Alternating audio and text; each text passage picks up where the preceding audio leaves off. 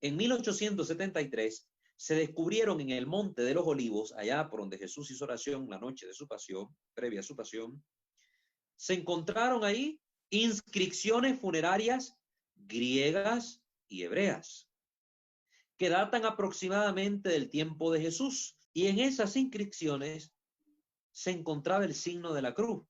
Los arqueólogos llegaron a pensar que se trataba de vestigios del cristianismo primitivo. Pero ¿qué sucede? Hacia 1945 fueron halladas muchas tumbas judías con la señal de la cruz. Hoy si vemos una tumba judía, ¿cómo la identificamos? Porque en ella está la estrella de David, ¿verdad? Pero aquí se encontraron tumbas judías con la señal de la cruz.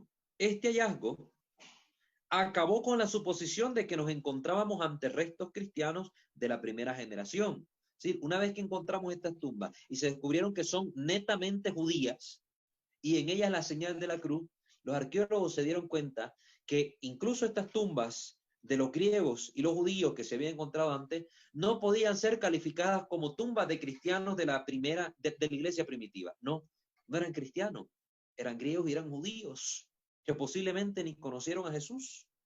Y entonces, ¿por qué usaban la señal de la cruz?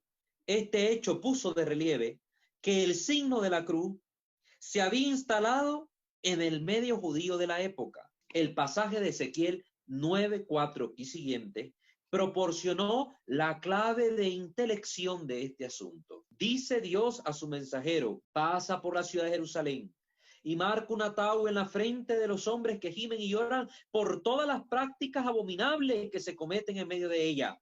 Hay un castigo de Dios que se va a manifestar. Y Dios le pide al profeta marcar a esta gente, a la gente fiel, con una señal distintiva. La única marca que aparece en la Biblia mandada a poner por Dios al pueblo. Es una marca comunitaria. Los que reconocen que no han tomado parte en el pecado del mundo, sino que padecen por Dios, les toca sufrir por él sin poder hacer nada. Pero los que marcan distancia con respecto al propio pecado recibirán sobre su frente la señal de la última letra del alfabeto hebreo, la tau, que se escribe en la forma de cruz. Es el sello de Dios. Y el pueblo empezó a utilizar el signo de la cruz, porque ya se miraba en la cruz un signo de salvación. ¿Por qué era abominable el castigo del crucificado? Por todo lo que implicaba. El derramamiento de sangre. Recuerden que la sangre, tocar sangre, era una impureza para los judíos, era un escándalo. Entonces, esto de crucificar, no el signo de la cruz, hacemos la distinción y la aclaración. El Apocalipsis vuelve sobre el pensamiento fundamental de la visión de Ezequiel.